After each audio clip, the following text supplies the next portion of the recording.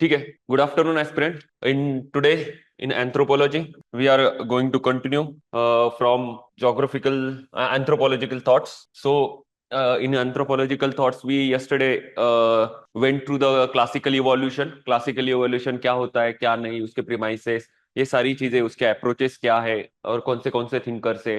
We just introduce the thinkers. So before starting today's lectures, first what we are going to do, first we will revise the yesterday's whatever the previous class we discussed, we'll revise that. We discuss about the key what we are going to study in anthropological theories और anthropological thoughts. हम क्या पढ़ने वाले हैं, वो चीजें हमने discuss की थी कि classical evolution, then historical particularism and diffusionism, and ultimately we are going to discuss the new evolutionism, postmodernism in anthropology. यानी जैसे जैसे एंथ्रोपोलॉजिकल थॉट्स जैसे इवॉल्व होते गए, तो प्रीवियस स्कूल को निगेट किया गया, क्रिटिसाइज किया गया, और उसमें एड ऑन करते हुए न्यू न्यू थियरीज आई. जैसे इवोल्यूशन को क्रिटिसाइज किया गया, क्लासिकल इवोल्यूशन को क्रिटिसाइज किया गया, यानी उसमें कंपैरेटिव अप्रोच नहीं है. उसके बाद वो इथनोसेंट्रिज्म को प्रमोट करता है, यानी इथनोसेंट्रिक अप्रोच है, सेकेंडरी डेटा यूज करते हैं. तो all these aspects then new evolution में कि वो जो जो क्रिटिसिज्म था उसको टैकल करते हुए न्यू ब्रांच आई, न्यू इवोल्यूशनलिज्म, और ये उनके थिंकर्स है. सो जो भी पुराना स्कूल ऑफ थॉट है उसमें कुछ तो क्रिटिसिज्म थे, यानी कुछ तो इश्यूज थे, तो उसको टैकल करके तो new school of thought evolve होते गया. ठीक है. तो this is we are going to discussed in anthropological thought syllabus. तो थियरी क्या है, तो वी डिस्कस की एक प्रॉब्लम स्टेटमेंट होता है, या कोई सराउंडिंग में कुछ इशू है तो वो या पर्टिकुलर चीज ऑब्जर्व की जाती है, तो वो पर्टिकुलर प्रॉब्लम या थिंग्स ऑब्जर्व की जाती है, तो वो वैसी क्यों है, why particular things in particular way. और अभी जो कुछ सोसाइटी प्रिमिटिव सोसाइटीज है, कुछ सोसाइटी डेवलप्ड यानी सिविलाइज सोसाइटी है, तो ऐसा क्यों है. तो this civilise society directly civilise बन गई या प्रिमिटिव से आ गई, तो basically this is the problem statement. और वो प्रॉब्लम स्टेटमेंट से फिर अल्टीमेटली हम क्या करेंगे कि कुछ अजम्पशन लेंगे, कुछ प्रीमाइसेस लेंगे, कुछ और अप्रोचेस यूज करके ultimately we are going to build theory. So basically this is theory. ठीक है. यानी जो प्रॉब्लम है उसको सॉल्व करने के लिए, तो उसमें हमें अजम्पशन, प्रीमाइसेस, ये सारी चीजें हम देखेंगे, और अल्टीमेटली थ्योरी और इसको सपोर्टिव एविडेंसेस रहेंगे, डेटा सपोर्टिव रहेगा, और तो अल्टीमेटली इट्स बिकम थियरी. ठीक है. This is basically theory.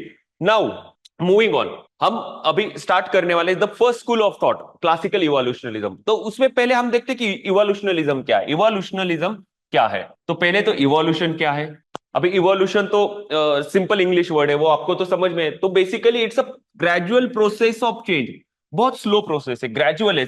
कोई भी चीज चेंज हो रही है तो वो ऑल ऑफ सडन नहीं होती, उसको चेंज होने के लिए एकदम स्लोली वो चेंज होती रहती, स्लोली, ग्रेजुअल. कोई भी चेंज कभी सडन नहीं होता इन इवोल्यूशन में धीरे धीरे चीजें इवॉल्व होती जाएगी. तो ये जो ग्रेजुअल प्रोसेस है चेंज की, तो कहां से, सिंपल टू कॉम्प्लेक्स. यानी जो सिंपल सिस्टम है, यानी प्रिमिटिव सोसाइटी सिंपल थी, तो वहां से कॉम्प्लेक्स सिस्टम की तरफ, होमोजेनिटी टू हेटरोजेनिटी. पहले होमोजेनिटी थी, अभी हेटरोजेनिटी ना, different different people are different occupation, different different things are there in society. Then uncertainty, earlier there was uncertainty. तो gradual process of change, evolution, यानी फ्रॉम अनसर्टेनिटी टू सर्टेनिटी. यानी basically what is evolution, evolution is a gradual process of change from simple to complex, homogeneity to heterogeneity, uncertainty to certainty. So this is basically a evolution. Now moving on, this is basically we are doing a quick revision. ठीक है. तो इवोल्यूशनलिज्म क्या है, इवोल्यूशनिज्म क्या है. तो basically क्या, perspective analyse, यानी क्या करना है, हमें इवोल्यूशन को एनालाइज करना है, कैसे इवोल्यूशन हो रहा है उसको एक एनालिसिस करना है. जो प्रोसेस ऑफ इवोल्यूशन वो कैसे हो रहा है उसको एनालाइज करना है. And it is basically a interpretive strategy, basically a interpretive strategy regarding evolution of society and culture. तो यहाँ पे स्कूल है, तो बेसिकली टू स्कूल्स है. सबसे पहले classical evolution and then new evolution. Classical evolution कब आया, in 19th century, and new evolution in 20th century. कि जैसे क्लासिकल इवोल्यूशन आया, उसके बाद उसको क्रिटिसाइज किया गया, बहुत सारे ग्राउंड पे। तो इवोल्यूशनलिज्म ने थोड़ा बैकफुट लिया, यानी इवोल्यूशन को ज्यादा फोकस नहीं। तो वहां पे कौन से स्कूल आए? डिफ्यूजनिज्म आया, हिस्टोरिकल पर्टिकुलरिज्म आया, स्ट्रक्चरलिज्म आया, पर्सनालिटी स्कूल आए। पर evolution is one of the important aspect, this is a important study जो कि एंथ्रो में एक कोर एरिया है। तो इसीलिए कि जो क्लासिकल इवोल्यूशनिस्ट थे उन्होंने जो थ्योरी दी हुई थी, तो उसमें जो जो क्रिटिसिज्म थे, न्यू इवोल्यूशन ने क्या किया कि वो क्रिटिसिज्म को डिनाई किया और उस क्रिटिसिज्म को इंप्रूव करते हुए न्यू इवोल्यूशनिस्ट थ्योरी दी। यानी यहाँ पे क्या कल्चरल डिफरेंसेस को स्टैंड नहीं था, उसके बाद डिफ्यूजनिज्म को स्टैंड नहीं था, तो न्यू इवोल्यूशन में all these things are included. So these are the two school of evolution. Then come the next, classical evolution. कब स्टार्ट हुआ? अभी जस्ट बोला था, it started in 19th century. उसके बाद ये क्या है? Basically it's a simple approach. We saw कि जैसे न्यू इवोल्यूशन में डिफरेंट डिफरेंट कॉन्सेप्ट ऐड होंगे, पर यहाँ पे बहुत सिंपल अप्रोच है यार, यूनिलिनियर इवोल्यूशन है। यूनिलिनियर इवोल्यूशन यानी एक जगह से, यहां से एक ही वे से इवोल्यूशन होगा। ये प्रिमिटिव सोसाइटी, ये एडवांस सोसाइटी और कंटेम्पररी सोसाइटी। तो यूनिलिनियर इवोल्यूशन यानी एक ही डायरेक्शन में हो रहा है, रिवर्स नहीं आ रहा है, ठीक है। देन नेक्स्ट कि हिस्टोरिकल बैकग्राउंड क्या है क्लासिकल इवोल्यूशन का। तो पहले तो रूट्स ऑफ इवोल्यूशनिज्म कहां पे है, रूट्स कहां है? तो new evolution, first new evolution देखते तो 20th सेंचुरी में एक कंटेम्पररी ब्रांच है। As compare to classical approach ये कॉम्प्लेक्स है क्योंकि different different concepts are taken into consideration. Then it's a parabolic evolution. हमने देखा क्या क्लासिकल इवोल्यूशन कैसा है? क्लासिकल इवोल्यूशन बेसिकली स्टार्ट से एंड यानी सिंपल से कॉम्प्लेक्स की तरफ जाता है, और ये कैसा यूनिलीनियर है। यानी फर्स्ट स्टेज जो है, यानी दिस इज लास्ट स्टेज, ये दोनों डिफरेंट है। यानी first stage consider to be primitive, last stage consider to be advance. दोनों सिचुएटेड है different area. But in new evolution क्या बोलते हैं? Parabolic evolution. यहाँ पे यूनिलीनियर है, यहाँ पे पैराबोलिक है। पैराबोलिक यानी this is starting stage and this is and stage. तो स्टार्टिंग से एंड दोनों भी एक ही चीज डिस्क्राइब करते हैं। यानी यहाँ पे जो भी कंडीशंस रहेंगे, यहाँ पे जो भी जैसी सोसाइटी रहेगी, दोनों के कैरेक्टरिस्टिक्स सिमिलर रहेंगे। यानी स्टार्ट स्टेज और and stage will be similar और मिडल में डिफरेंट रहेगा। यानी यहाँ पे क्या हो रहा है? प्रोग्रेसिव यूनिलीनियर रही है, यहाँ पे पैराबोलिक यानी प्रोग्रेस भी हो रहा है और रिग्रेशन भी, वापस back to the original condition पे भी आ रहे हैं, ठीक है। तो इसीलिए न्यू इवोल्यूशन कौन सा अप्रोच है? पैराबोलिक अप्रोच है, और classical evolution unilinear approach. Exactly. Now moving on कि हिस्टोरिक बैकग्राउंड क्या है क्लासिकल इवोल्यूशन का। तो इवोल्यूशन के रूट्स किसमें है? तो basically tradition of sociology and anthropology, क्योंकि यही स्टडी करते हैं ना कि सोसाइटी कैसे इवॉल्व हुई, कल्चर कैसे इवॉल्व हुआ, ठीक है। देन इन्फ्लुएंस बाय, कैसे इन्फ्लुएंस हुआ है? तो there are some pre Darwin thinkers, then Darwin theory, and ultimately the start of this branch यानी classical evolution, start of the school of classical evolution. यानी बेसिकली प्री डार्विन थिंकर कौन से? August Comte and Spencer. These were the pre Darwin. And Darwin की theory कब आई थी? Darwin की theory 1859 में। This was the path breaking year, और यहां से आगे यानी 1860 से इवोल्यूशन को एंथ्रोपोलॉजी में यानी स्टैंड मिल गया। Evolution included in anthropology discipline, ठीक है। तो इसके बाद फिर कौन से थिंकर आए? E B Tylor, Frazer Frazer so basically 1959 the Darwin की जो थ्योरी है वो क्या?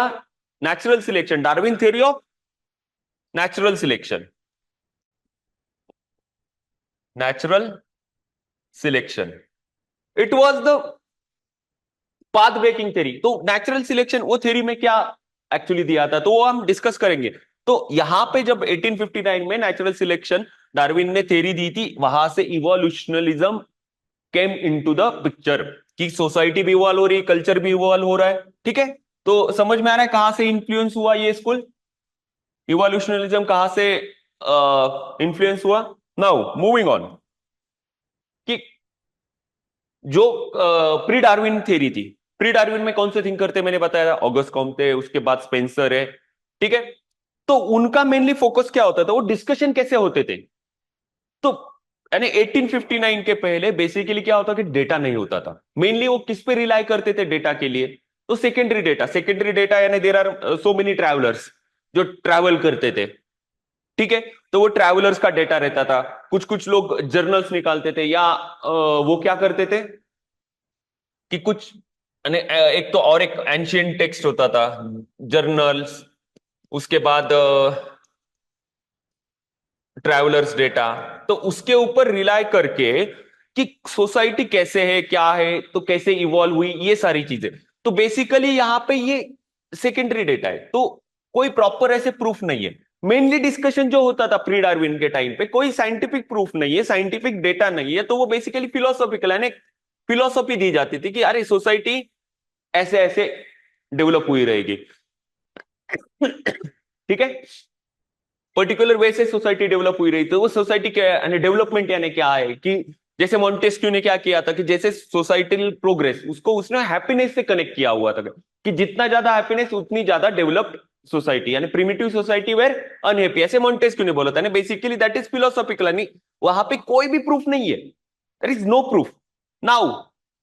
और इसीलिए प्री डार्विनिज्म थियरी जो है वो किसी भी साइंटिफिक डिसिप्लिन में एक्सेप्ट नहीं किए गए।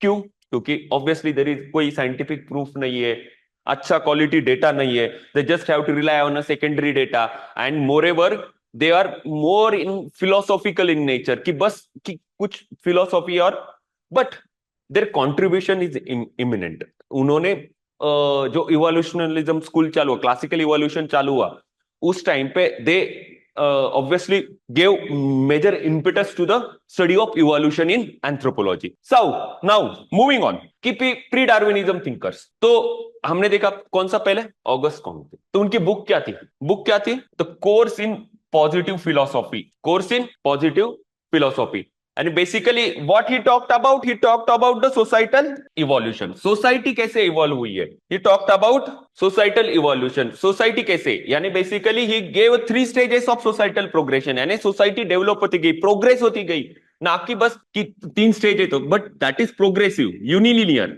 ठीक है। तो इसने 3 स्टेजेस क्या दिए थे? Theosophical, then metaphysical, then positivism. These are the 3 stages. This is primitive stage, then this. तो सबसे पहले क्या रहेगा थियोसॉफिकल में? तो इस सोसाइटी में belief in nature and super natural, यानी स्पिरिट में बिलीव रहेगा, सोल में बिलीव रहेगा, तो ये चीज है थियोसॉफिकल। बट मेटाफिजिकल में क्या कि एब्स्ट्रैक्ट पावर में बिलीव करने गए, एब्स्ट्रैक्ट पावर में बिलीव करने लगे। और फाइनली कि तो भी अल्टीमेटली क्या उनके कुछ प्रॉब्लम सॉल्व नहीं हुए, तो अल्टीमेटली क्या they started believing in reason, कि क्या रीजन है, यानी रैशनल अप्रोच आ गया। और रैशनल अप्रोच बोला जाए यानी क्या, साइंस आया। तो जैसे जैसे सोसाइटी डेवलप हुई वैसे साइंस का इंपॉर्टेंस बढ़ गया, रैशनल थिंकिंग हो गई, रीजंस, बिलीव इन रीजंस बढ़ गया। तो these are the 3 stages given by August Comte. Then तो ये 3 स्टेजेस यानी बेसिकली क्या करते, हमने क्विकली वो देख ही लिया है ऑलरेडी कि ये मेनली कहां पे, थियोलॉजिकल स्टेज में क्या होता है, जो भी नेचुरल फिनोमेना वो कहां पे, डिवाइन और सुपर नेचुरल पावर्स में, स्पिरिट, सोल, उसमें ये करते हैं कि जो भी चीजें हो रही है वो गॉड, स्पिरिट या मैजिक कर रहा है, ठीक है। उसके बाद explanation shift from supernatural to abstract notion, यानी कोई ऐसी सुपर नेचुरल पावर से भी पीछे एक बड़ी पावर है, दैट इज एब्स्ट्रैक्ट पावर, जो कि वाइटल फोर्स है, ठीक है। तो उसके बाद आ गया अपना साइंटिफिक नॉलेज, जो भी अभी मॉडर्न चीज है, ठीक है। This things are August Comte's societal evolution. Then come the Herbert Spencer, second pre-Darwin thinker. He talked about obviously same thing, society and cultural evolution. But society और कल्चर कैसे evolve हुआ है? तो इसमें 2 स्टेजेस ही दिए, ठीक है। पहला है मिलिट्री स्टेज, ठीक है, और सेकंड अभी का जो इंडस्ट्रियल सोसाइटी। तो बेसिकली मिलिट्री स्टेज यानी क्या, यानी प्रिमिटिव टाइप। तो उस टाइम पे क्या होता था कि मेनली इकोनॉमी सब्सिस्टेंस होती थी, subsistence economy, self sufficient economy रहती थी। तो जो भी फूड ये हो रहा है वो बस सब्सिस्टेंस के लिए। तो मेन पर्पस होता था कि जो लोग हैं वो to protect themselves from external aggression और to conquer the other territory. तो इसीलिए मिलिट्री मेन यूज होती, तो इसीलिए वो that is military stage. And अभी क्या सरप्लस है, industrial society, diversification of economy है, तो इसीलिए ज्यादा development and move toward the industries, क्योंकि सरप्लस चीजें, सरप्लस रिसोर्सेस है, ठीक है। Now moving on, these are the two pre Darwinian Darwin thinkers. Now Darwin's theory, Darwin ने कौन सी थ्योरी दी थी? Darwin's theory of natural selection यानी survival of the fittest, he talked about that. And Darwin theory of natural selection we how to study in physical anthro. Physical anthro में ये theory आएगी 9th unit of paper 1, ठीक है, very important, वहां पे physical anthro में आएगा, ठीक है। तो मेजर ब्रेक थ्रू था ये थ्योरी यानी एंथ्रोपोलॉजी डेवलपमेंट के लिए। तो सिग्निफिकेंस क्या है ये थ्योरी यानी जो नेचुरल सिलेक्शन बोला गया था, जो उसमें प्लांट एनिमल का इवोल्यूशन की बात की गई थी डार्विन ने, तो वो बेसिकली क्या यानी बायोलॉजिकल इवोल्यूशन की बात की। और उसने क्या किया, पहली बार प्रोवाइडेड सफिशिएंट प्रूफ। पहले क्या होता था कि प्रूफ नहीं होते थे, प्रूफ ही नहीं है, साइंटिफिक सपोर्टिव फैक्ट्स नहीं है, कुछ नहीं है, but that's why he provided sufficient proof for biological evolution. इसीलिए this is a breakthrough, major breakthrough theory है, मेजर ब्रेक थ्रू थ्योरी है, ठीक है। Now you must be confused कि यार ये तो बायोलॉजिकल इवोल्यूशन के बारे में बोल रहा था डार्विन, तो एंथ्रोपोलॉजी में क्यों? ठीक है, एंथ्रोपोलॉजी में ह्यूमन इवोल्यूशन में आएगा, पर it's come in society in cultural evolution. पर डार्विन ने इसके बारे में बात नहीं की कि सोसाइटी और कल्चर भी इवॉल्व होते रहेंगे। Darwin didn't talk about this thing, ठीक है। देन एंथ्रोपोलॉजिस्ट ने क्या बिलीव किया कि evolutionism came into the exist, यानी एंथ्रोपोलॉजी ने सबसे पहले बिलीव किया कि जैसे बायोलॉजिकल यानी प्लांट्स एनिमल जैसे इवॉल्व हो रहे, तो डेफिनेटली कल्चर, जो present form of culture society, वो भी इवॉल्व हुए रहेंगे। They deducted this from biological evolution से, कि सोसाइटी में भी इवोल्यूशन हुआ रहेगा, कल्चर में भी इवोल्यूशन हुआ रहेगा, ठीक है, समझ में आ रहा है। तो उसकी वजह से anthropology started studying the evolutionalism and that led to the, कि ये स्पेशलाइज ब्रांच बन गई, स्पेशलाइज एरिया बन गया स्टडी एंथ्रोपोलॉजी, ठीक है। तो बेसिकली मेजर ब्रेक थ्रू किसका था? Darwin's theory of natural selection. कब आई? 1859 में। क्या बोला? Human evolution. और इसमें क्या दिया गया? साइंटिफिक प्रूफ यानी विथ प्रूफ ये थियरी दी गई, इसीलिए it's occupy the significant space in every field, ठीक है। Now moving on, classical इवोल्यूशनलिज्म। तो क्लासिकल इवोल्यूशनलिज्म क्या है? तो it's a first school of thought है ऑफ एंथ्रोपोलॉजी, ठीक है। तो वो क्या करता है? एनालाइज करता है प्रोसेस। कौन सी प्रोसेस?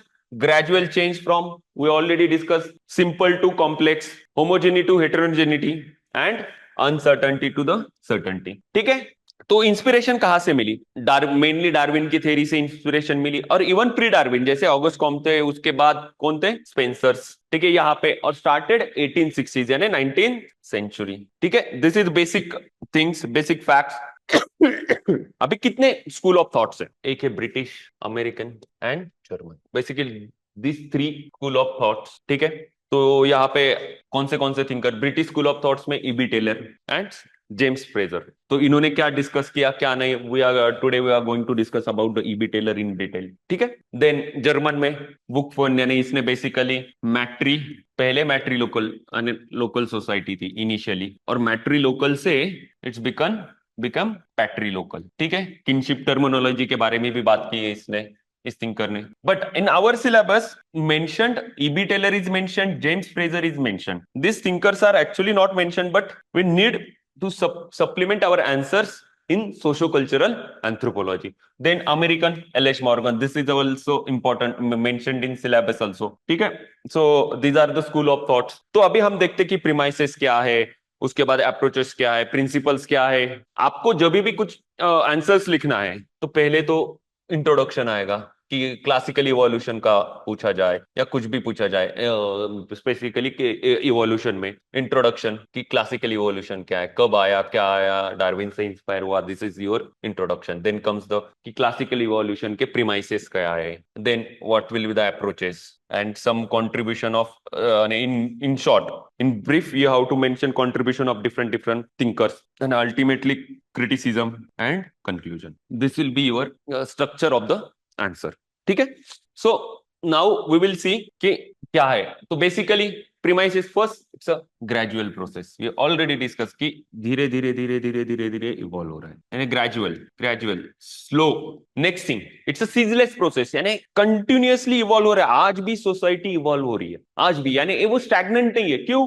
क्योंकि इन्वायरमेंट कंटिन्यूअसली एक्ट हो रहा है, इन्वायरमेंट कभी हाल्ट नहीं होता, कभी रुकता नहीं इन्वायरमेंट, सराउंडिंग चेंज हो रहा है, सराउंडिंग में डिफरेंट डिफरेंट चेंजेस आ रहे हैं, तो इसीलिए it's a ceaseless process, continuous process, यानी सोसाइटी कंटिन्यूअसली ग्रो हो रही है। ठीक है, समझ में आ रहा है? This is the second premises. Then third, it's a progressive in nature. We already seen evolution is progressive, for classical evolution it's a progressive in nature, यानी प्रिमिटिव स्टेज से कंटेम्पररी और मॉडर्न स्टेज पे जाएगा, और ये progressive है, यानी ये जो स्टेज में यहां से ये स्टेज डेवलप होगी, यहां से ये स्टेज डेवलप होगी, यानी basically it's a progressive in nature, back to the पहले वाले स्टेज पे या नीचे वाले स्टेज पे नहीं आता। नाउ ये क्या इंक्लूड करता है? बेसिकली ओरिजिन ट्रेस करना है कि इवोल्यूशन कहां से स्टार्ट हुआ, यानी ऑब्वियसली वो एक प्रिमाइसेशन की इवोल्यूशन पहले कहां से स्टार्ट हुआ वो देखना पड़ेगा, यानी ओरिजिन देखना पड़ेगा, और उसके बाद कि कैसे इवॉल्व। सो क्लासिकल इवोल्यूशन क्या इंक्लूड करता है? ओरिजिन, कैसे ओरिजिन हुआ है और कैसे इवॉल्व हुआ, सीक्वेंस ऑफ इवोल्यूशन। नाउ तो ये जो इवोल्यूशन की आइडिया है, तो आज पर एंथ्रोपोलॉजी कहां पे अप्लाई होती है? एक तो पूरे कल्चर पे, यानी पूरे सोसाइटी पे, इंडियन सोसाइटी, इंडियन कल्चर पे कंप्लीटली भी एक्ट हो सकता है, या पर्टिकुलर इंस्टीट्यूशन पे, यानी बस रिलीजन पे, क्या रिलीजन कैसे इवॉल्व हुआ, इकोनॉमिक सिस्टम कैसे इवॉल्व हुई, यानी बार्टर सिस्टम थी, बार्टर से अभी के सिस्टम तक कैसे पहुंचे, किनशिप कैसे इवॉल्व हुई, मैरिज कैसे इवॉल्व हुए। सो ऑल दिस, यानी particular institution. Then cultural trait and particular, यानी बस किनशिप के टर्म्स कैसे आए, यानी particular aspect of the this institution, बस एक ही छोटा सा एस्पेक्ट वो कैसे आ गया, यानी मैरिज पेमेंट कैसे आ गए। ठीक है, so these are the basically evolution can be applied for पूरे कल्चर के लिए भी, पूरे सोसाइटी के लिए भी, उसके बाद पर्टिकुलर इंस्टीट्यूशन के लिए जैसे रिलीजन, मैरिज, और अल्टीमेटली पर्टिकुलर ट्रेट, एक छोटे से ट्रेट के लिए भी अप्लाई हो सकता है। नाउ मूविंग ऑन कि प्रीमाइसेस और प्रिंसिपल, यानी बेसिकली क्या है? It's a gradual process, ceaseless process, continuous है क्योंकि इन्वायरमेंट हाल्ट नहीं होता। देन प्रोग्रेसिव इन नेचर, यानी एडवांस की तरफ ही जाता है। The evolution include origin, origin of evolution यानी सीक्वेंस भी। फिर application of idea of evolution, application कहाँ होता है?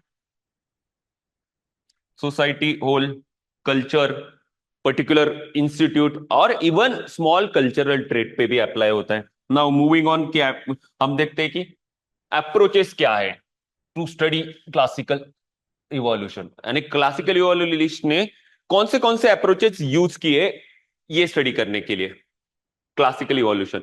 तो बेसिकली कंपैरेटिव मेथड है, they compare the primitive society with the much developed society. Then unilinear है, यूनिलीनियर डेवलपमेंट है, psychic unity of mankind, that will all this thing we'll going to discuss. Then cultural diversity उन्होंने क्या किया? Ignored, ignored the culture. Then use of secondary data, यानी primary data था ही नहीं। Then कंजंक्चुरलिज्म, यानी कोई सपोर्टिव एविडेंस नहीं थे, सपोर्टिव फैक्ट्स नहीं थे। तो हम एक एक डिटेल में देखते हैं अभी।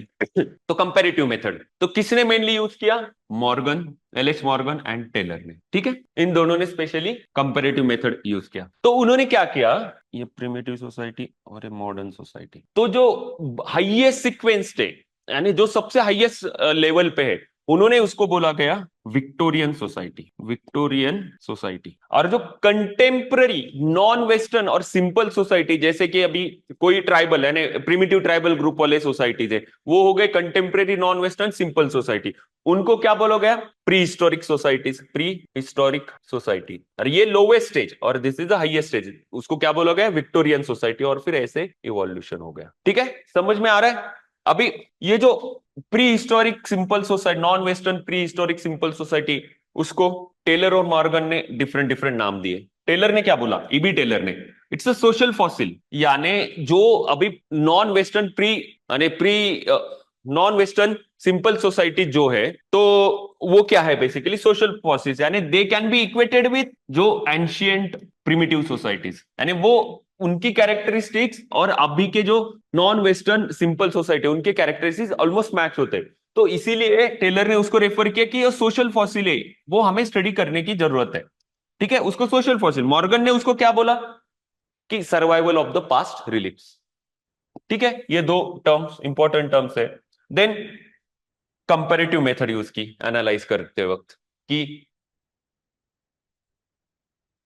यहाँ की कैरेक्टरिस्टिक स्टडी की, यहाँ की कैरेक्टरिस्टिक और कैसे डेवलप हुआ, उससे कंपैरेटिव मेथड से उन्होंने अल्टीमेटली थियरी प्रेजेंट की। Now moving on, comparative method के बाद यूनिलीनियर और यूनिलीनियर, यानी एक्सप्लेन कल्चर कैसे प्रोग्रेस हुआ, कल्चर कैसे डेवलप हुआ, वो कौन से इसमें, यूनिलीनियर में। ये क्या है, ग्रेजुअल है, सीजलेस है एंड प्रोग्रेसिव है। ठीक है, समझा। नाउ मूविंग ऑन कि साइकिक यूनिटी ऑफ मैनकाइंड। तो साइकिक यूनिटी ऑफ मैनकाइंड क्या है, तो basically due to this cultural similarity, यानी कई कई जगह पे कि पर्टिकुलर अफ्रीकन सोसाइटी में कुछ कल्चरल ट्रेट ऐसे थे जो साउथ अमेरिकन सोसाइटी में पाए गए, इंडियन सोसाइटी में पाए गए, तो वो ऐसे कैसे हो सकता है।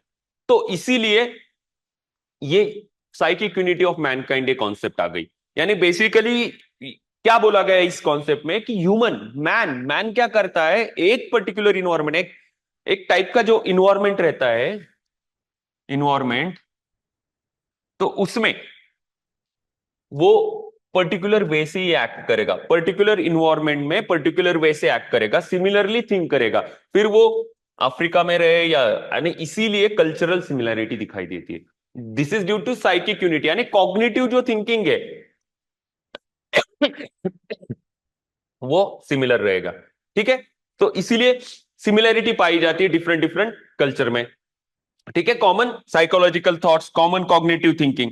Then comes the cultural diversity. तो ऑब्वियसली हमने क्या देखा, साइकोलॉजिकल यूनिटी ऑफ मैनकाइंड, कि हमने सिमिलरिटी फाइंड करने की, पर कल्चरल डाइवर्सिटी, डिफरेंट कल्चर, अलग अलग कल्चर सारा अलग अलग है, पर उसको यहाँ पे चांस ही नहीं दिया, कल्चरल डाइवर्सिटी को चांस ही नहीं मिला। ठीक है, अभी आगे यूजिंग सेकेंडरी डेटा। तो ऑब्वियसली उस टाइम पे डेटा नहीं था, तो मेनली कहाँ पे डिपेंडेंट थे, मिशनरीज के ऊपर, ट्रैवलर के ऊपर, एडमिनिस्ट्रेटर के ऊपर।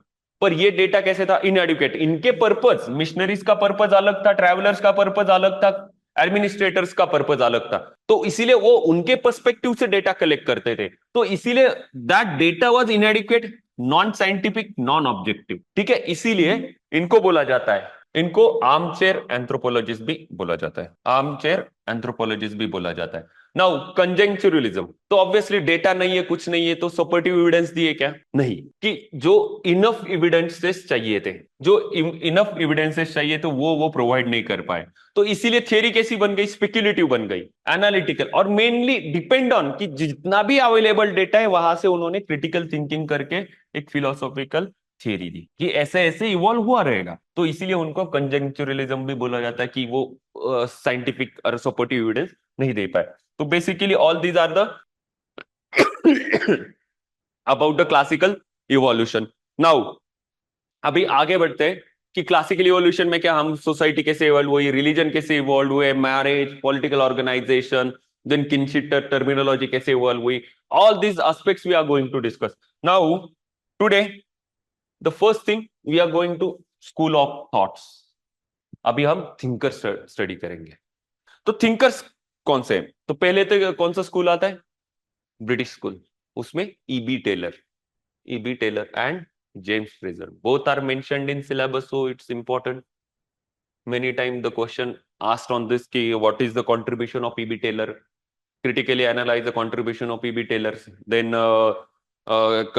analyze the contribution of EB Taylor in the context of classical evolution, and how EB Taylor was the founding father of anthropology. This kind of question can be asked, or they already asked. Similarly for James Fraser.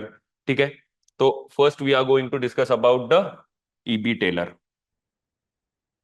ये कहाँ के थे, British, British anthropologist थे, और उनको क्या बोला जाता है कि father of British anthropology. Even cultural anthropology को का भी उनको दे,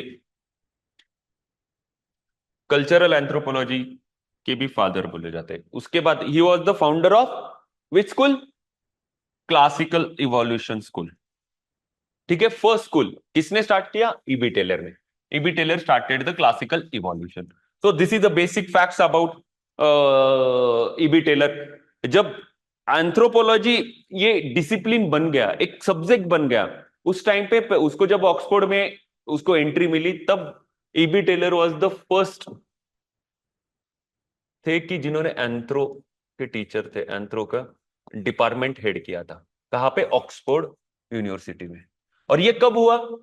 ऑब्वियसली ये थियरी ऑफ नेचुरल सिलेक्शन आने के बाद, यानी 1850 में, पोस्ट डार्विनिज्म, जब क्लासिकल इवोल्यूशनलिज्म स्टार्ट हुआ और एंथ्रोपोलॉजी को एक पुश मिल गया एज अ डिफरेंट सब्जेक्ट, तो उन्होंने एंथ्रोपोलॉजी के वो हेड थे, उन्होंने he taught anthropology in Oxford university. ठीक है, now premises and approach, and basically क्या मेथड यूज की? Comparative method. हमने वो देखा कंपैरेटिव मेथड में नॉन वेस्टर्न सिंपल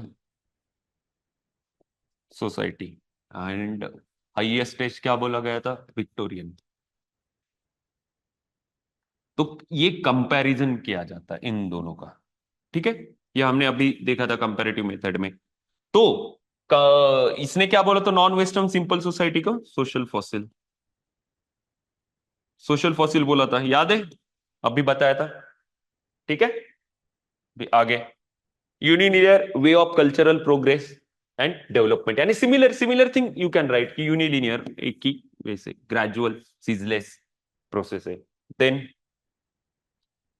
कि psychic unity of mankind, he was the first one to talk about the psychic unity of mankind. Book कौन सा था? Researches into the early history of mankind and development of the civilization. ये इस book में, ये I think 1865 में ये book आई थी। ठीक है, he talked about the psychic unity of mankind।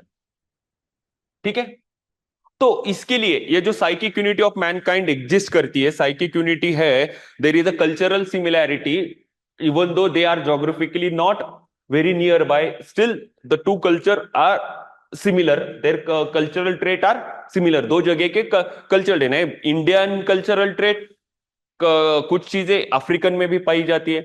तो वो बेसिकली क्यों? क्योंकि साइकिक यूनिटी ऑफ मैनकाइंड। तो वो उसने कैसे स्टडी किया? तो he referred the secondary data. Who? Tylor. Tylor referred the secondary data. तो वो कौन सा? ट्रैवलर का डेटा था, एंशियंट टेक्स्ट था, एक्सप्लोरर के जर्नल्स थे। उसके बाद क्या? मिशनरी का डेटा भी था। ठीक है, all this data he referred, he studied that data. ठीक है, तो उससे क्या हुआ कि उसका मेन मोटिव का गोल क्या था? टेलर का गोल क्या था? To search for the similarity in human culture, कि डिफरेंट डिफरेंट ह्यूमन कल्चर में क्या सिमिलरिटी है, he wanted to check that. ठीक है, जो गोल, यानी अफ्रीका में, इंडिया में ये पर्टिकुलर कल्चरल ट्रेट सिमिलर क्यों है, यानी he wanted to find out the similar thing, यानी सिमिलर थिंग फाइंड आउट करनी थी। ठीक है, तो फिर उसके बाद क्वेश्चन क्या रेस किया उसने कि why culture of different region is similar? Africa is here, India is here, तो भी इतना ज्यादा कांटेक्ट नहीं था एंशियंट ये टाइम पे, तो यहाँ का कल्चर सिमिलर क्यों है? ठीक है, साउथ अमेरिका का culture, American culture, primitive culture, वो सिमिलर क्यों है? तो वहां पे दो ही पॉसिबिलिटी हो सकती है, एक सिंपल सॉरी, यानी दो पॉसिबिलिटी के, एक पैरेलल इन्वेंशन, यानी जब अमेरिका में कुछ चीजें हो रही थी उस टाइम पे कुछ इवोल्यूशन हुआ या कुछ इन्वेंशन हुआ, वही पर्टिकुलर अफ्रीका में हुआ, वही पर्टिकुलर इंडिया में हुआ, चाइना में हुआ, यानी पैरेलल इनोवेशन हुए, पैरेलल इन्वेंशन हुए। ठीक है, तो सेकंड ये क्या बोला कि एविडेंस ऑफ कांटेक्ट, यानी अफ्रीकन इंडियन के कांटेक्ट में आ गए, अफ्रीकन अमेरिकन के कांटेक्ट में आ गए, इंडियन अमेरिकन के कांटेक्ट में आ गए, उसकी वजह से एक्चुअली देखा जाए तो पॉसिबिलिटी ये ज्यादा है कि कल्चरल ट्रेट सिमिलर होने के, कि कांटेक्ट में आने के बाद ऑब्वियसली एक्सचेंज हो जाती है चीजें, डिफ्यूजन हो जाता है। एक तो डायरेक्ट कांटेक्ट से अफ्रीकन और ये डायरेक्ट कांटेक्ट हो जाएगा, या कुछ ट्रेड से कुछ चीजें मिल गई और वो इनडायरेक्ट कांटेक्ट, तो इस हिसाब से यानी diffusion. But he negated this thing, evidence of contact he decline. तो what he said, it's a parallel invention. Parallel invention हो रहा है हर जगह पे, पैरेलल इन्वेंशन हो रहा है क्योंकि कोई प्रॉब्लम है, they are facing some problem. तो वो क्या, इन्वायरमेंट कंडीशन सिमिलर है रिलेटिवली, तो इसीलिए वो उनका थिंकिंग यानी कॉग्निटिव थिंकिंग भी वो सिमिलर वे से, मैन सिमिलर वे से, फिर वो इंडियन सोसाइटी का हो, आप अफ्रीकन सोसाइटी का हो, अमेरिकन सोसाइटी का, इसीलिए पैरेलल इन्वेंशन होता है। So these are the two possibilities. ठीक है, समझ में आ रहा है? These are the basically this is the psychic unity of mankind. समझ में आया? Psychic unity of mankind very important concept. हमें even when ever we are going to write answer, आपको वो प्रीमाइसेस अप्रोचेस में भी लिखना है, ऊपर से क्रिटिसिज्म में भी ये पॉइंट लिखना है। ठीक है, नाउ मूविंग ऑन कि कंट्रीब्यूशन ऑफ ईबी टेलर, क्या कंट्रीब्यूट किया। तो सबसे पहले तो ओरिजिन ऑफ रिलीजन, रिलीजन कैसे ओरिजिन हुआ, एनिमिज्म से मोनोथीइज्म।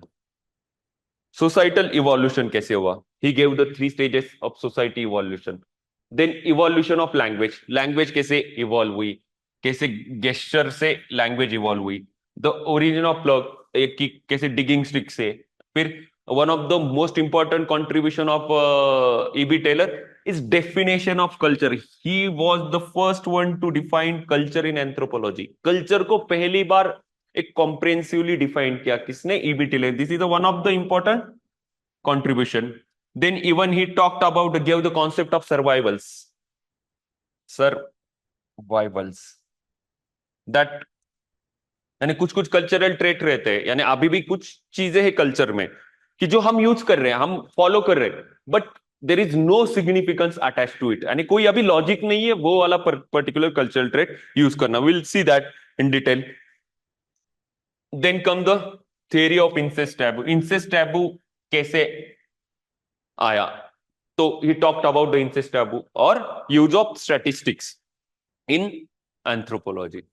सो all these are the contribution of EB Tylor. अभी हम एक एक कंट्रीब्यूशन डिटेल में देखेंगे। अभी देखो यहां पे UPSC directly can ask, this is for 10 marker, और होल क्वेश्चन फॉर 15 और 20 मार्कर। समझ में आ रहा है? क्योंकि एक पर्टिकुलर एक की चीज के ऊपर 10 मार्कर्स आ सकता है, या इवन ओरिजिन ऑफ रिलीजन के ऊपर 15 मार्कर्स भी आ सकता है। ठीक है, नाउ मूविंग ऑन कि ओरिजिन ऑफ रिलीजन कौन सा बुक था, प्रिमिटिव कल्चर। प्रिमिटिव कल्चर में ही टॉक्ड अबाउट द ओरिजिन, कि रिलीजन कैसे ओरिजिनेट हुआ, कैसे स्टार्ट हुआ और अल्टीमेटली कैसे इवॉल्व हुआ। ठीक है, तो ये जो थ्योरी थी वो थ्योरी कैसे थी, यानी कुछ ऐसे टेक्निकल थ्योरी या टेक्नो थ्योरी नहीं है ये एकदम simple psycho analytical and evolutionary theory है। साइकोलॉजी मेनली साइकोलॉजिकल पर्सपेक्टिव है, रादर देन टेक्निकल और साइंटिफिक चीज है। इट्स जस्ट साइकोलॉजिकल कि क्या ह्यूमन सोचता था उसके बेस्ड है। ठीक है, and is based on savagery philosophy and dualistic nature of soul, यानी बेसिकली प्रिमिटिव फिलोसॉफी के ऊपर बेस्ड है। एंड इंपॉर्टेंट चीज is dualistic nature of soul, यानी आत्मा का ड्यूलिस्टिक नेचर है, इसके ऊपर ही this theory is based on. कौन सी? Origin of religion. अब स्टेजेस ऑफ इवोल्यूशन क्या है, इवोल्यूशन कैसे हुआ, तो पहले तो एनिमिज्म आया, फिर पॉलीथेइज्म, फिर मोनोथेइज्म। ठीक है, यानी एनिमिज्म से सबसे पहले ये प्रिमिटिव फॉर्म ऑफ रिलीजन, यानी बिलीव इन स्पिरिट सोल। ठीक है, पॉलीथेइज्म यानी बेसिकली कि डिफरेंट डिफरेंट गॉड को मानना। मोनोथेइज्म यानी अल्टीमेटली एक ही गॉड है, ओनली वन गॉड। अभी पॉलीथेइज्म में कौन सा रिलीजन है? हिंदू, एग्जैक्टली। मोनोथेइज्म यानी क्रिश्चियनिटी है, मुस्लिम है, जुडाइज्म है। नाउ मूविंग ऑन, तो अभी एक एक देखते हैं एनिमिज्म क्या है, कैसे वो एनिमिज्म आया। बेसिकली एनिमिज्म यानी क्या है? बिलीफ इन स्पिरिचुअल बीइंग, यानी ये मोस्ट प्रिमिटिव फॉर्म है। यानी जो स्पिरिचुअल बीइंग यानी बेसिकली स्पिरिट, स्पिरिट और सोल में बिलीव करना है, सुपर नेचुरल थिंग्स में बिलीव करना है, सुपर नेचुरल थिंग्स में बिलीव करना, समझा? ठीक है, तो इसमें एनिमिज्म में यानी मोस्ट प्रिमिटिव है, सुपर नेचुरल थिंग में बिलीव करना है, स्पिरिचुअल बीइंग्स में बिलीव करना है। और इसमें एनिमिज्म यानी anima, anima means soul, spirit यानी आत्मा। ठीक है, believe in soul is known as ultimately animism. So this is the most primitive form of religion, primitive form of religion. पर क्वेश्चन अराइजेस हियर कि तो भी एनिमिज्म कैसे आया? तो टेलर ने क्या किया? He gave a theory, animism का स्टार्ट कैसे हुआ, हाउ एनिमिज्म स्टार्टेड, हाउ। तो ही गेव द थियरी, यानी क्या बोला? ड्रीम एंड डेथ सीक्वेंस और ड्रीम सीक्वेंस, उसने वो वाली थियरी, फिलोसॉफिकल थियरी दी। तो उसने क्या बोला? एक पर्सन है तो उसके बेसिकली दो सोल है, एक बॉडी सोल और दूसरा फ्री सोल। ठीक है, तो बॉडी सोल यानी वो परमानेंट है, परमानेंट आत्मा है, यानी वो बॉडी से कब निकलेगा? जब डेथ हो जाएगी। हर बॉडी में टू सोल्स होते हैं, दो। First is body soul, second is free soul. और बॉडी सोल कब बॉडी छोड़ेगा? वेनेवर किसी की डेथ हो जाती तभी वो सोल छोड़ जाएगा, स्पिरिट छोड़ जाएगा। बट फ्री सोल क्या है? फ्री सोल यानी जब भी लोग सो जाते हैं, व्हेन स्लीप, तो ये सोने के बाद ये स्पिरिट बाहर आता है। ठीक है, and then he start meeting the different different other souls जिनकी डेथ हो चुकी है। ठीक है, कंफ्यूज्ड? तो एक्चुअली क्या हुआ था कि जब लोग सो जाते थे, यानी जो टेलर ने जो थ्योरी दी कि जब प्रिमिटिव लोग सो जाते थे तो उनके ड्रीम में कि जो डेड पीपल है वो आते थे, उनकी यानी शैडो, उनका प्रेजेंस वो फील करते थे। ठीक है, ड्रीम में प्रिमिटिव मैनकाइंड जिनकी डेथ हुई है, वो जो लोग सो रहे उनके ड्रीम में, सपनों में आते थे। तो वो कैसे, यानी कैसे वो फील करते थे कि शैडो दिख रही है, कुछ प्रेजेंस फील कर रहे हैं वो, और कुछ उनको उनका एग्जिस्टेंस दिख रहा है कि वो उनको महसूस कर पा रहे हैं या कि देख पा रहे हैं। तो वो ड्रीम देखते थे। तो उससे क्या हुआ कि उन्होंने सोचा कि यार तो दो टाइप के सोल हो सकते हैं, यानी दो टाइप की आत्मा हो सकते हैं। फर्स्ट इज बॉडी सोल और सेकंड इज फ्री सोल। यानी हर ह्यूमन में, हर मैन में दो टाइप के सोल हो सकते हैं। तो उसमें से जो पहले आया जो बॉडी सोल, और वो कब तक रहता है बॉडी में? Till death. जब डेथ होगी तब ही लीव द बॉडी। ये ऐसे उन्होंने ये वाले चीज से डिडक्ट कर दिया, किसने? ईबी टेलर ने। उसके बाद क्या? Free soul. तो ये क्या है? जब वेनेवर स्लीप, सो रहे, तो ये फ्री सोल बॉडी से बाहर आ जाता था एंड ही मिट द डेड पीपल, ही मिट डेड पीपल, यानी डिफरेंट डिफरेंट सोल को वो मिलता था कि वो डिफरेंट। तो यहां से क्या हुआ? The belief in spirit started, belief in soul started. So this is basically animism. This is how religion started. Basically this is evolutionary theory. Who gave? E.B. Taylor.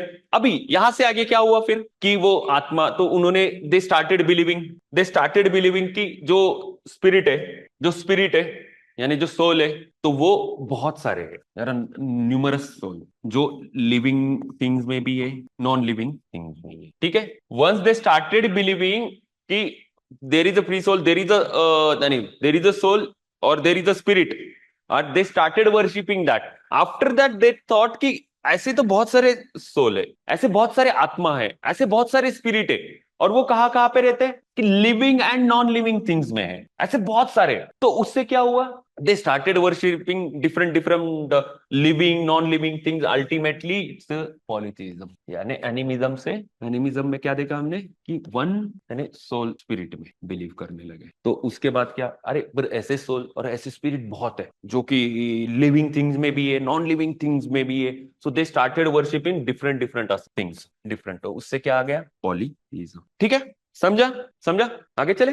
अभी आगे आता है ओरिजिन ऑफ रिलीजन, मोनोथीइज्म। तो उन्होंने क्या सोचा कि ऐसे डिफरेंट डिफरेंट स्पिरिट्स तो है, डिफरेंट डिफरेंट सोल्स है, डिफरेंट डिफरेंट आत्मा है, पर उन्होंने फिलोसॉफिकली सोच के कि वहां पे बस एक ही पावर है नेचर में एक्चुअली, कि डिफरेंट डिफरेंट सोल तो है ही, पर अल्टीमेटली उनको रेगुलेट या वो एक ही पावर से रेगुलेट होते हैं। Only one power is there, one power is there, and that's why they started worshipping one power, that one power is God. God को वर्शिप करना चालू हुआ, यानी एक ही गॉड, सिंगल गॉड। इसीलिए पॉलिथिज्म से क्या आया? मोनोथिज्म, यानी डिफरेंट डिफरेंट, वो पॉलिथिज्म में डिफरेंट डिफरेंट स्पिरिट सोल को ये करते थे। अल्टीमेटली उन्होंने क्या सोचा, क्या फिलोसॉफिकल थिंकिंग लगाई as per the EB Taylor, पर वहां पे एक ही पावर हो सकती, इसीलिए दे started worshipping only one God and called monotheism. ठीक है, तो ऐसे मोनोथिज्म आया, यानी एनिमिज्म से पॉलिथिज्म, पॉलिथिज्म से मोनोथिज्म। ठीक है, ठीक है। Now this is the theory, origin of the theory. ये हम रिलीजन में जब जाएंगे तब वहां पे भी और अलग अलग डिफरेंट डिफरेंट टाइप के रिलीजन रिलेटेड थियरीज है, वहां पे भी ये इंपॉर्टेंट पॉइंट है। This question can be asked for 10 marker at least. ठीक है, नाउ मूविंग ऑन। क्रिटिसिज्म क्या है, इस थियरी का क्रिटिसिज्म क्या, किस पॉइंट पे इसको क्रिटिसाइज? पहली बात तो ये क्या theory as a savage philosophy, primitive philosophy. तो क्रिटिक क्या बोले कि प्रिमिटिव मैन इतना लॉजिकल नहीं हो सकता, कि वो एक्सेप्ट ही नहीं कर पा रहे कि जो टेलर ने क्या बोला था कि प्रिमिटिव मैन लॉजिकल है, फिलोसॉफिकल है, तो वही से उसने सोचना चालू किया ना कि अरे I am sleeping and I am meeting the dead people, I can feel them. तो ये ऐसे प्रिमिटिव मैन कैसे सोच सकता है? फिर उसके बाद टेलर ने ये भी बोला कि ठीक है, डेड पीपल को मिल रहा है, तो दो डिफरेंट डिफरेंट सोल, तो ये कैसे? यानी एक को डेड सोल, एक को जो बॉडी सोल जो परमानेंट है, एक फ्री सोल जो रात को सोने के बाद ही meet different different soul spirit जो डेड पीपल के। तो इसीलिए कि ये इतने फिलोसॉफिकल कैसे हो सकते हैं, इतने लॉजिकल कैसे हो सकते? ठीक है, तो on this count origin of religion, religion was criticise. No scientific evidence, कोई भी साइंटिफिक एविडेंस नहीं दिया, क्योंकि मेनली इट्स कौन सी थियरी हमने देखा था? साइको एनालिटिकल, साइको एनालिटिकल यानी बेसिकली साइकोलॉजिकल थियरी है, it's not based on the data. So scientific evidence lack कर रहे हैं। ऊपर से he didn't go into the details, कौन से कि इन्वेस्टिगेट करना चाहिए था ड्रीम डेथ एक्सपीरियंसेस, यानी क्या वो ड्रीम क्या है, डेथ क्या है, उसके एक्सपीरियंस को एक इन डेप्थ इन्वेस्टिगेट करना चाहिए था, कि कैसे वो फील कर रहे हैं, क्या कर रहे हैं, but he didn't elaborate on this. ठीक है, एक तो वो तो थियरी ऑफ सैवेज फिलोसॉफी बोला गया, फिर उसके बाद नो साइंटिफिक एविडेंसेस एंड पूरा इन डेप्थ एनालिसिस नहीं था, इन डेप्थ इन्वेस्टिगेशन नहीं था। सो आगे चलते हैं। तो ये अपना हुआ ओरिजिन ऑफ रिलीजन, उसके क्रिटिसिज्म भी हमने देखे। Now societal evolution. तो सोसाइटी कैसे इवॉल्व हुई, कैसे प्रिमिटिव से अभी की सिविलाइजेशन आ गई। ठीक है, तो उसमें टेलर ने क्या किया, ईबी टेलर ने 3 स्टेजेस दिए, he provided 3 stages of evolution, but his 3 stages are mainly depend on Montesquieu's 3 stage classification। Montesquieu का जो 3 स्टेज क्लासिफिकेशन है उसके ऊपर ये थियरी डिपेंडेंट है। किसकी? ईबी टेलर की, सोसाइटल इवोल्यूशन वाली। वही 3 स्टेजेस किसने लिए? टेलर ने लिए। तो हम देखते हैं कि मॉन्टेस्क्यू के 3 स्टेज क्लासिफिकेशन में क्या है, यानी कैसे डेवलप होते गए, यानी सैवेजरी से बार्बरिज्म, बार्बरिज्म से सिविलाइजेशन कैसे आ गया। तो basically he link the development यानी इवोल्यूशन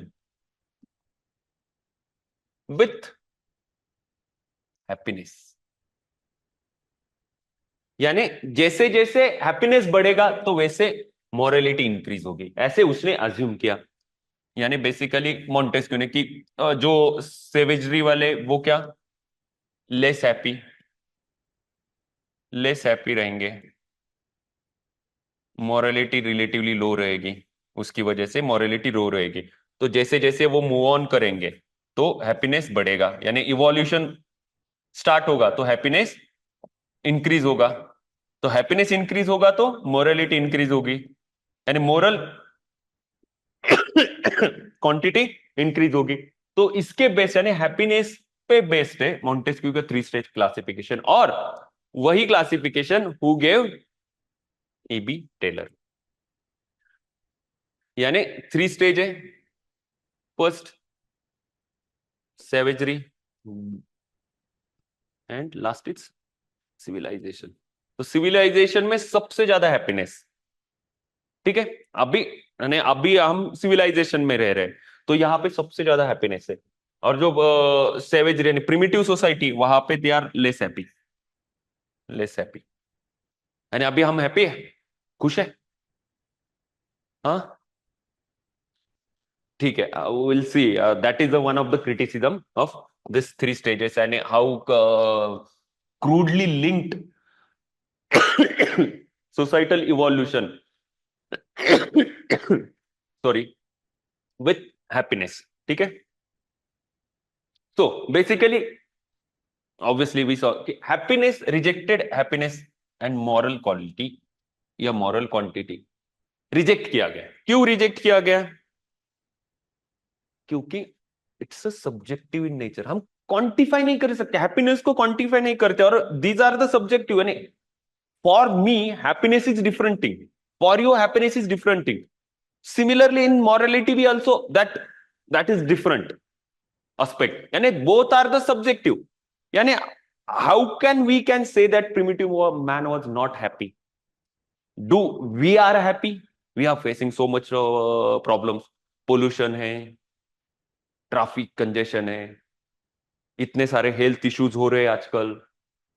तो हम इतनी सारी, तो प्रिमिटिव मैन तो वैसे देखा जाए तो अपने से ज्यादा हैप्पी रहेगा। तो हैप्पीनेस यानी किस कंटेक्स्ट में? तो ये सब्जेक्टिव है ना। तो इसीलिए the happiness and moral quality ये सब्जेक्टिव नेचर में है, इसीलिए इसको रिजेक्ट किया गया। उसके बाद क्या? Detailed analysis of stages. 3 stages तो प्रोवाइड किए ईबी टेलर ने, पर हर स्टेज के जो डिटेल क्या कैरेक्टरिस्टिक्स होने चाहिए, सैवेजरी में क्या होना चाहिए, सिविलाइजेशन के क्या कैरेक्टरिस्टिक्स होने चाहिए, ही डिडंट मेंशन दैट, ठीक है। तो यानी डिटेल एनालिसिस होना चाहिए था, डिटेल्ड कैरेक्टरिस्टिक देनी चाहिए थे। और साइकोलॉजिकल रिसर्च क्या कहता है एक्चुअली? प्रिमिटिव मैन और primitive people are more happier, हमसे ज्यादा हैप्पी थे, ये साइकोलॉजिकल रिसर्च कहता है। तो यानी वो थ्योरी का बेसिक क्या है कि जो प्रिमिटिव मैन है, प्रिमिटिव सोसाइटीज है, they are less happy as compare to civilise society, Victorian society, our society, ठीक है। But psychological research, scientific research कहता है कि primitive man, primitive human were more happier than civilization. So that's why this theory is negated, यानी not find much place, ठीक है। So this is about the societal कैसे evolve हुई, क्या हुई, based on Montesquieu और happiness. Then moving on, origin and evolution of language. तो ये लैंग्वेज कैसे इवॉल्व हुई, कहां से स्टार्ट हुई, कैसे ओरिजिन हुई, ये भी ईवी टेलर ने बात की है। उसने कौन सा book, researches into the early history of mankind and the development of the civilization, कौन सा book? researchers into the early history of mankind and the development of the civilization। इस बुक ने he talked about the evolution of language, कैसे evolve हुई है, he talked about that। थोड़ा बहुत हम we are going to discuss this evolution in language unit। So quickly we have to mention the points while writing the classical evolution कि हाँ EB Taylor का contribution आया, तो okay he talked about the evolution of language. तो उसमें से क्या, gesture language, यानी क्या कर रहे हो, कैसे हो, ठीक हो, बढ़िया सब, तो वैसे। तो gesture language it's a part of actually original, यानी जब ओरिजिन चालू हुआ तो लैंग्वेज का स्टार्ट हुआ, तो जो अटरनेस, जो बातें करते थे, तो वो बेसिकली गेस्चर लैंग्वेज से स्टार्ट हुआ। यानी इनिशियल जो लैंग्वेज डेवलप हो रही थी, इवॉल्व हो रही थी, स्टार्ट हो रही थी, उस टाइम पे गेस्चर्स भी उसका एक पर्टिकुलर पार्ट थे। ऐसे ईबी टेलर ने बोला इन हिज बुक। ठीक है, और ये talked about the then origin से उसने इवोल्यूशन ऑफ लैंग्वेज दिया। इसके ऊपर डायरेक्ट ऐसे पर्टिकुलर क्वेश्चन नहीं आएगा, पर you have to mention in your answer whether it's about EB Tylor और क्लासिकल इवोल्यूशन का होलिस्टिक क्वेश्चन आ जाए तो। Sorry. Now origin of plough, ये हमने लास्ट लेक्चर में भी देखा था कि ये कहां पे एक जर्नल था, British anthropological institute of great Britain and Ireland का। वो क्या जर्नल था? On the origin of plug and will carriers. वो कैसे इवॉल्व हुए, ये किसने दिया था? ईबी टेलर ने ही दिया था। ये जर्नल का ऑथर ईबी टेलर ही था। तो उसने क्या बोला कि एक सिंपल डिगिंग स्टिक थी, उससे अभी का जो प्लग है वो इवॉल्व हुआ। ठीक है, समझ में आ रहा है? तो कैसे इवॉल्व हुआ वो चीज, यानी सिंपल डिगिंग स्टिक से इवॉल्व हुआ। तो he talked about the simple particular aspect and small cultural trait in this thing. Then comes the most important contribution of E.B. Taylor. What? He defined the culture. First anthropologist to define the culture. One of the holistic definition, one of the comprehensive definition provided by E.B. Taylor. कौन सा book था? Primitive culture. Primitive culture में ये defined culture, culture उसने define किया first time, यानी first anthropologist है culture define करने के लिए। तो उसने क्या बोला? कल्चर क्या है? Complex whole. कॉम्प्लेक्स होल है यानी कॉम्प्लेक्स है, उसमें सब कुछ है। कल्चर में एक कॉम्प्लेक्स होल है, उसमें सब है। सब कुछ यानी क्या है? नॉलेज है, आर्ट है, मॉरल्स है, बिलीफ, लॉ, कस्टम और एनी अदर थिंग जो भी ह्यूमन कैपेबिलिटी से एक्वायर्ड की है और कैपेबिलिटी एक्वायर्ड बाय मैन, वो सारी चीजें यानी कॉम्प्लेक्स होल। कॉम्प्लेक्स होल में क्या क्या आएगा? सब कुछ आएगा, knowledge, art, moral, belief, law, custom and capability acquired by man. वो सारी चीजें वो कल्चर में आएगी as a, but capability acquired by man as a member of a society. यानी basically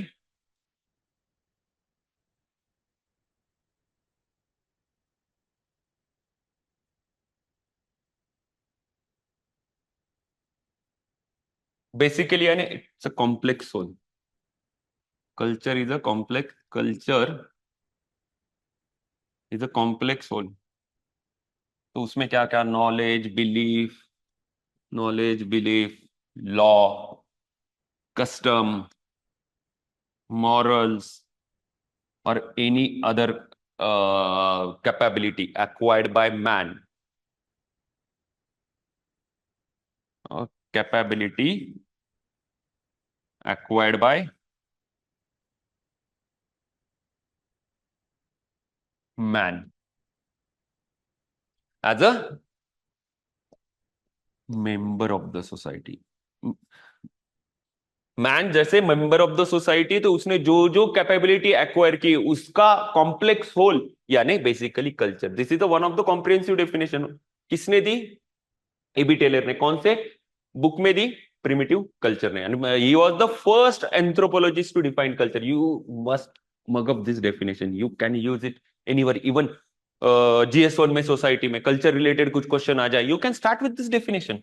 this is a very simple and most comprehensive definition. You can use it directly in GS also. You can definitely in GS half or 1 marks you can easily fetch. ठीक है, easily, यानी just introduction done. ठीक है, now moving on. Definition of the culture हमने देखा। अभी आता है survivals. Survivals he also give the one of the important concept, survivals. तो सर्वाइवल्स यानी क्या? यानी बेसिकली रिमेन्स। यानी सर्वाइवल कॉन्सेप्ट किसने दी? ईबी टेलर ने। यानी कुछ कुछ ओल्ड कस्टम्स है, ठीक है, कुछ कस्टम से, बिलीफ है या कल्चरल प्रैक्टिस है कि जो अब भी देखा जाएगा उनको इस मॉडर्न सोसाइटी में अब भी उनका कुछ कुछ भी रिलीवेंस नहीं है, लिटरली कुछ रिलीवेंस नहीं है, तो भी हम क्या करते उसको फॉलो करते। यानी ऐसे कस्टम्स है, कस्टम्स बिलीफ है, प्रैक्टिसेस है,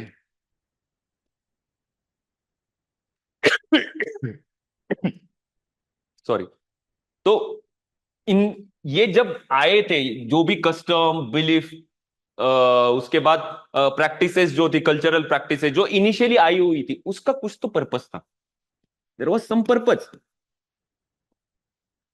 ठीक है, कुछ तो कंटेक्स्ट था उस टाइम पे, उस पर्टिकुलर जहां जिस टाइम पे ये पर्टिकुलर ट्रेड, ये particular cultural cultural practices belief, वो उस टाइम पे कुछ ना कुछ कंटेक्स्ट था, कुछ ना कुछ उस पर्टिकुलर बिलीफ की, पर्टिकुलर कल्चरल प्रैक्टिस की जरूरत थी। बट इन प्रेजेंट कंटेक्स्ट में उसका कोई मतलब ही नहीं है, is no, no significance, no significance or no use of that particular tradition, that particular custom, that particular cultural practice, but still we follow, and that is basically a survivals।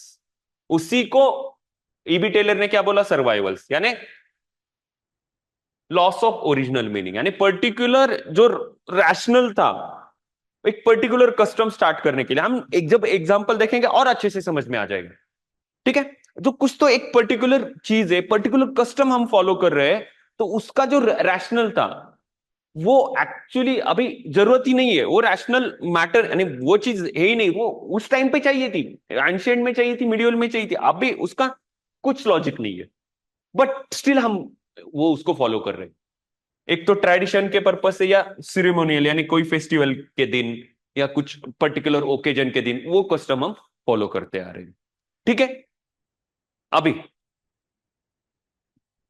तो क्या है, basically wearing of caps and gowns at the graduation ceremony. यानी medieval में क्या हुआ था, यानी जो मिडिवल यूनिवर्सिटीज थी, यूरोपियन यूनिवर्सिटी में, तो क्या करते थे जब ये सॉरी, उस टाइम पे ग्रेजुएट्स ही बहुत कम होते थे, तो वो वहां पे ट्रेडिशन क्या चालू, कैप्स एंड गाउन्स की ट्रेडिशन चालू हुई, कि ग्रेजुएशन सेरेमनी के टाइम पे क्या पहनना, कैप्स पहनना, जो ब्लैक कैप्स वो रहते हैं ना, हाँ ग्रेजुएशन के टाइम पे पहनते हैं। अभी तो इंडिया में भी बहुत सारे जगह पे आने लगा है।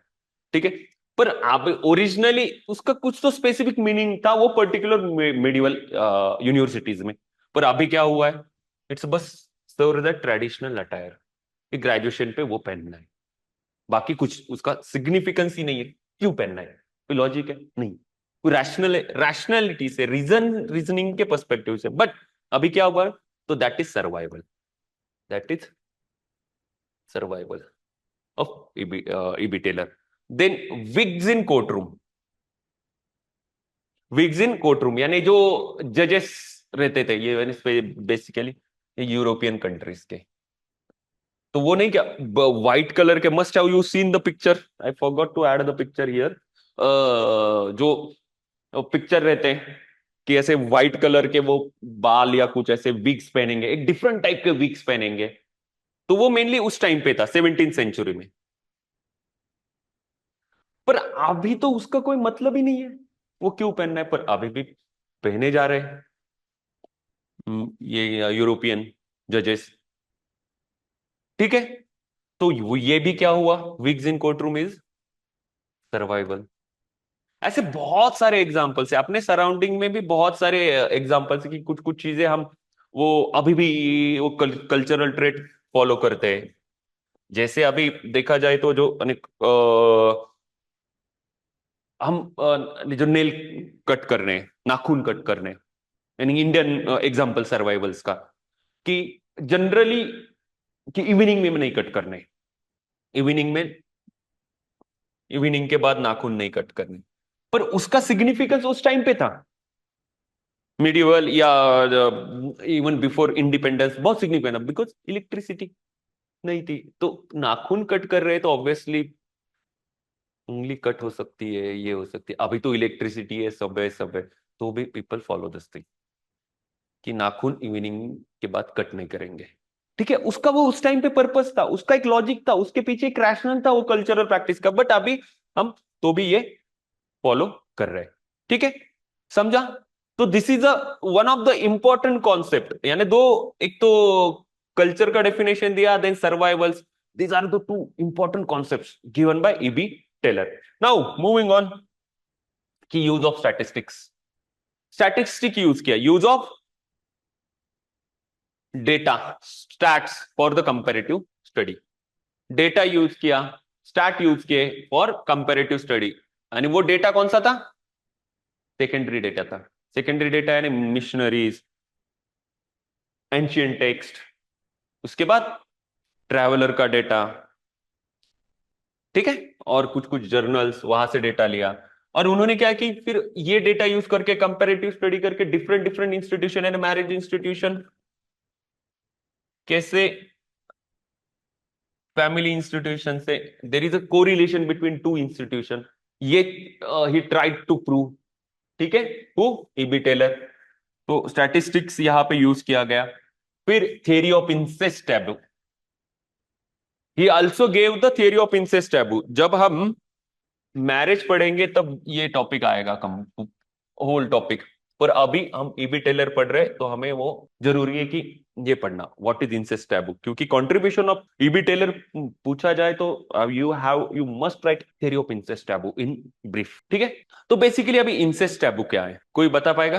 तो बेसिकली ये रूल है, रूल ऑफ प्रोहिबिशन, यानी प्रोस्पेक्टिव टाइप ऑफ मैरिज है ये। ठीक है, ये बेसिकली क्या है? प्रोस्क्रिप्टिव टाइप ऑफ मैरिज, यानी कुछ मैरिज वो हो नहीं सकते, समझा?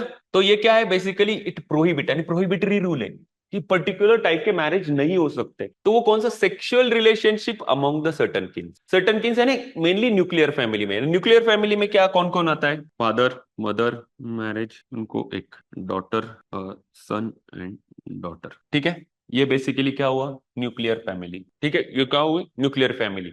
तो न्यूक्लियर फैमिली में बेसिकली सेक्सुअल रिलेशन क्या रहते?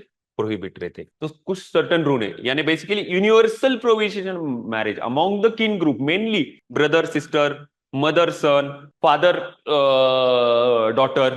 ठीक है, यानी वे कौन से? ये मैरिज नहीं हो सकती, ये मैरिज नहीं हो सकता, ये मैरिज नहीं हो सकता, यानी brother sister can't marry, mother and son can't marry, father and daughter can't be married. So this is basically a incest taboo. Incest taboo, इसको incest taboo बोलते हैं। तो वो क्यों होता था, क्यों फॉलो करते थे? तो प्रिमिटिव सोसाइटी में क्यों फॉलो करते थे? तो प्रिमिटिव सोसाइटी में बेसिकली सुपर नेचुरली, यानी fear of super natural, fear of spirit, उसकी वजह से वो प्रिमिटिव मैन फॉलो करता था कि उनके ऊपर कुछ ऐसे अलग इंपैक्ट हो जाएगा, उनका सोसाइटी ये हो जाएगी। डर था, डर की वजह से, मेनली सुपर नेचुरल की डर की वजह से they use to follow in primitive society. तो मॉडर्न सोसाइटी ने, अभी के सोसाइटी में क्या है? Basically end of, it's kind of end of morality, यानी brother and sister getting married, that is kind of end of morality, morality ही खत्म हुई है। और उसके बाद डिजास्टरस इफेक्ट, तो डिजास्टरस इफेक्ट भी इंपॉर्टेंट चीज है, यानी इनब्रीडिंग, बेसिकली इनब्रीडिंग हो रहा है, तो lethal genes get promoted. Lethal genes यानी जो डेथ प्रमोट करते हैं, that gene will be get promoted. और जीन पुल बहुत छोटा हो जाएगा, क्योंकि डाइवर्सिटी नहीं है, वही सेम जीन कंटिन्यू हो रहे हैं। तो ये रीजन है डिजास्टर्स इफेक्ट यानी end of morality modern society में। प्रिमिटिव सोसाइटी में मेनली डर की वजह से। ठीक है, so this is incest taboo. तो exception, there are some societies they follow incest taboo, कि वहां पे वो हो जाती, भाई बहन की शादी हो जाती, जैसे ब्लू ब्लड और सुपेरियर ब्लड पॉलिसी, यानी कौन सी? Egypt royal family. तो ये खुद को क्या समझते थे? दे कंसिडर देमसेल्फ गॉड, खुद को गॉड समझते थे। तो इसीलिए दे कांट मैरी आउटसाइड, कि हम हमारी फैमिली में शादी कर सकते हैं, समझा? तो इसीलिए they followed this incest taboo. तो इसीलिए इनमें ब्रदर सिस्टर की शादी होती थी। Then one tribes also there, Dahomey tribe Africa में, they also follow the incest taboo. ठीक है, these are the exception to the incest taboo. Then comes the कि ईबी टेलर ने कौन सी थ्योरी दी? ईबी टेलर ने बेसिकली दिया फैमिली कोऑपरेशन थ्योरी। कौन सी? Family cooperation theory. तो इसको किसने इलॉबरेट किया? स्ट्रॉस ने, क्लाउडे लेवी स्ट्रॉस, इसने इलॉबरेट किया, इलॉबरेट किया। ठीक है।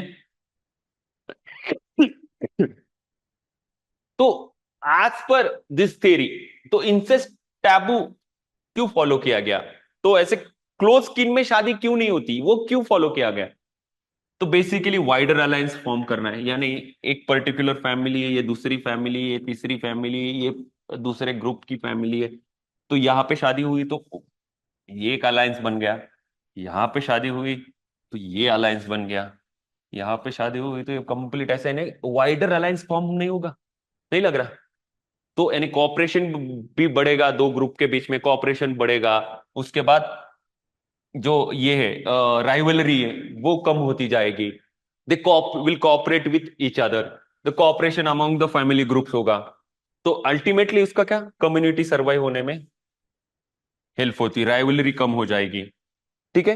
राइवलरी कम क्यों? क्योंकि इस घर की वन डॉटर इज हियर, इस घर के वन सन, अरे और वन डॉटर इज हियर, तो ऑब्वियसली ना, तो राइवलरी कम हो जाएगी। और क्यों? क्योंकि वुमेन एक्सचेंज हो रहा है, एक घर की डॉटर दूसरे घर पे शादी हो के जा रही है, तो उससे, दैट्स वाई, यानी तो उससे कोऑपरेशन बढ़ गया, यानी फैमिली कोऑपरेशन थ्योरी। तो इसीलिए ईबी टेलर ने बोला कि due to family cooperation the incest taboo, incest taboo was followed. समझा? ठीक है। तो this is basically theory of incest taboo. ये भी 10 मार्कर्स के लिए पूछ सकते हैं। अभी बाकी के जो थियरीज है इंसेस्ट टैबू के, वो भी हम करेंगे, पर वो कब करेंगे? जब मैरिज में। तो वो, बट वो डिफरेंट डिफरेंट टाइप के थियरीज है। ठीक है। फिर criticism of EB Tylor, EB Tylor को बहुत चीजों पे क्रिटिसाइज किया गया। क्यों? क्योंकि तो ऑब्वियसली यानी फर्स्ट स्कूल ऑफ थॉट्स है, स्टार्ट ही थॉट्स की स्टार्ट ही एंथ्रो में ईबी टेलर ने की। तो जो भी उसके बाद जो जो स्कूल आया, डिफिनिटिज्म आया, हिस्टोरिकल पर्टिकुलरिज्म आया, स्ट्रक्चरल आया, फंक्शनलिज्म आया, स्ट्रक्चरल फंक्शनलिज्म आया, न्यू इवोल्यूशन आया, पोस्ट मॉडर्निज्म आया, तो ऑब्वियसली सबने क्रिटिसाइज किया, सबने क्रिटिसाइज किया, but the points are similar in nature. The first is ethnocentrism. Ethnocentrism यानी कौन सा अप्रोच यूज किया था? कंपैरेटिव अप्रोच, यानी हम सिंपल सोसाइटी को, विक्टोरियन सोसाइटी को हम ये कर रहे हैं, और हम क्या बोल रहे हैं? ये जो सोसाइटी सबसे डेवलप्ड है। क्यों? क्या रीजन? तो दैट इज इथनोसेंट्रिज्म बेसिकली, यानी हम हमारे पर्सपेक्टिव से पर्टिकुलर सोसाइटी, इनको प्रिमिटिव बोल रहे हैं और इसको सबसे डेवलप्ड बोल रहे हैं। तो बेसिकली वो क्या, इथनोसेंट्रिज्म है। ठीक है, समझा? तो इस काउंट पे ईबी टेलर को, यानी क्लासिकल इवोल्यूशन को इस काउंट पे तो क्रिटिसाइज किया ही है। फिर उसके बाद कि बोला गया था कि सोसाइटी कल्चर इवॉल्व हुए, पर क्या किया था? जो प्री हिस्टोरिक सोसाइटी है, non western pre historic society, उनको, अरे प्री हिस्टोरिक सोसाइटी को जो नॉन वेस्टर्न कंटेम्प्रेरी उससे इक्वेट किया और बोला कि वो फर्स्ट स्टेज है। तो भाई सोसाइटी इवॉल्व हुई तो pre historic societies contemporary society में कैसे हो सकते? तो ये एक चीज। ठीक है। Then psychic unity of mankind, कोई ऐसे साइंटिफिक प्रूफ प्रोवाइड ही नहीं किया एबी टेलर ने। और हर ह्यूमन बीइंग इज डिफरेंट, हर ह्यूमन ग्रुप, हर सोसाइटी, हर culture have their own uniqueness, उनकी खुद की कुछ आइडेंटिटी है, उनका कुछ एक डिफरेंट ऑरा है। They follow particular thing, particular culture in particular वे। ठीक है। तो वो यूनिकनेस अकाउंट में ही नहीं लिया, तो साइकिक यूनिटी ऑफ मैनकाइंड, तो इसीलिए क्या हुआ कि इग्नोर्ड। सबसे पहले तो बहुत सारे कॉन्सेप्ट को जगह ही नहीं मिली टेलर के वर्क में। Cultural differences, psychic unity of Mankind है कि कॉग्निटिव वे से वो बिल्ट हो रहे, ये हो रहे, तो उसकी वजह से क्या, ओह,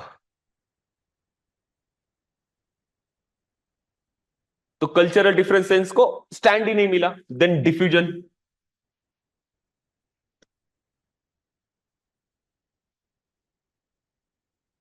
डिफ्यूजन उसको भी स्टैंड नहीं, यानी दो कल्चर कांटेक्ट में आ रहे, culture a culture B things share कर रहे हैं और कांटेक्ट में, तो ऑब्वियसली कुछ ना कुछ डिफ्यूजन तो होगा। कल्चर ए से कल्चर बी की तरफ जाएगा, कल्चर बी से कल्चर ए की तरफ जाएगा, वही बी सी के टच में है, सी वाले कल्चर के टच से, तो बी से कुछ चीजें सी के पास जाएगी, सी से कुछ चीजें बी के पास आ जाएगी। और जो इनडायरेक्ट, ये डायरेक्ट डिफ्यूजन हो गया, इनडायरेक्टली यानी ए से सी के पास भी जाएगी, क्यों? Through via B.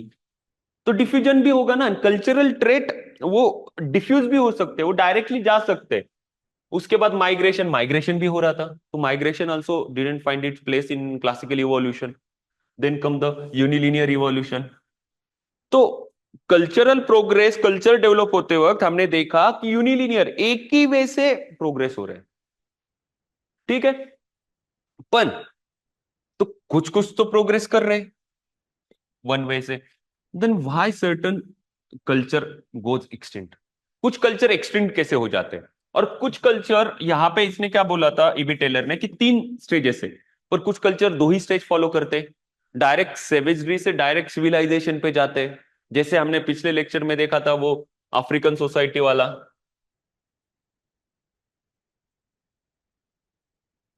कि सहारा के ऊपर वाले सोसाइटीज, ये वाले, वो followed 3 stages, but when they are on the third stage पे थे, दैट इज सिविलाइजेशन।